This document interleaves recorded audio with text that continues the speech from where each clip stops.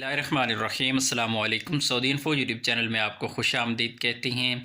Saudi Arabia में दोबारा curfew लगने जा रहा है। इस हवाले से ख़बरें आपने सुन रखी होंगी, देख रखी होंगी। बहुत ज़्यादा ख़बरें आई और बहुत ज़्यादा अथेंटिक जो न्यूज़ थी वो सामने आई। सोशल मीडिया पर तो हमेशा ख़बरें सरगर्म ही रहती हैं, लेकिन इस बार इस ख़बर को सऊदी अरेबिया के लोकल अखबारात ने भी जगह दी। इसके अलावा एक अहम हुकूमती रहनुमा है, उनका एक बयान भी पब्लिक हुआ और उसमें बताया गया कि सऊदी अरेबिया में दोबारा कर्फ्यू लगने जा रहा है या दोबारा लगने के चांसेस हैं।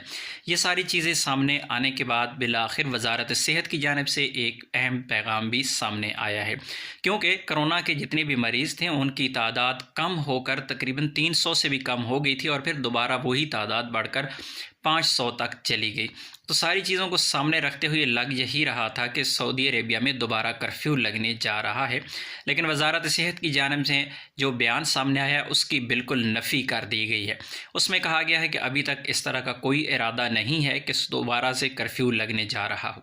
हम कुछ और भी चीज़ें यहाँ पर डिस्कस करेंगे। जिस तरह सऊदी अरेबिया में इंशाअल्लाह 1 नवंबर 2020 को इंटरनेशनल उम्रा खुलने जा रहा है, उसके लिए तैयारियां मुकम्मल हो चुकी हैं। उसके लिए जितनी भी रजिस्ट्रेशन वगैरह है सब ओपन हो चुकी है, सब की तैयारियां कंप्लीट हैं, तो उसको भी नहीं रोका जा रहा। इस तरह उम्रा के लिए जो बाकी जो सिस्टम ओपन किया गया था, जो लोकल उम्रा है उसको बहाल रखा गया है। इसके अलावा कोई भी नई पाबंदियां नहीं लगाई गई।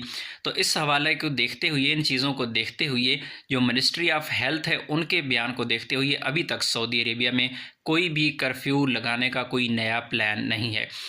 याद रखिएगा, जब भी कर्फ्यू लगता है, जब भी कोई पाबंदी लगती है, जब भी कोरोना के हवाले से कोई भी नई हिदायत आती हैं, तो उसमें जो फर्स्ट स्टेप या एंड स्टेप होता है वो मिनिस्ट्री ऑफ हेल्थ का ही होता है। मिनिस्ट्री ऑफ हेल्थ की हिदायत के मुताबिक तमाम काम सर अंजाम दिए जाते हैं, चाहे वो एयरलाइंस के शराइत व ज़वाबित हों, चाहे वो मिनिस्ट्री ऑफ इंटीरियर कुछ तय करे, चाहे वो मिनिस्ट्री ऑफ फॉरेन अफेयर कोई भी नया काम करे, नई हिदायत जारी करे, उस पर वो तमाम के तमाम जो अहकामात होते हैं वो बुनियादी तौर पर वजारत सेहत की जानिब से ही होते हैं और बाकी जो जितने भी इदारे हैं उनके साथ मामला तय करते हैं, उनके मशवरे से ही तय होती हैं और उसके बाद ही कोई कानून लाया जाता है तो उस पर अमल दरामद होता है।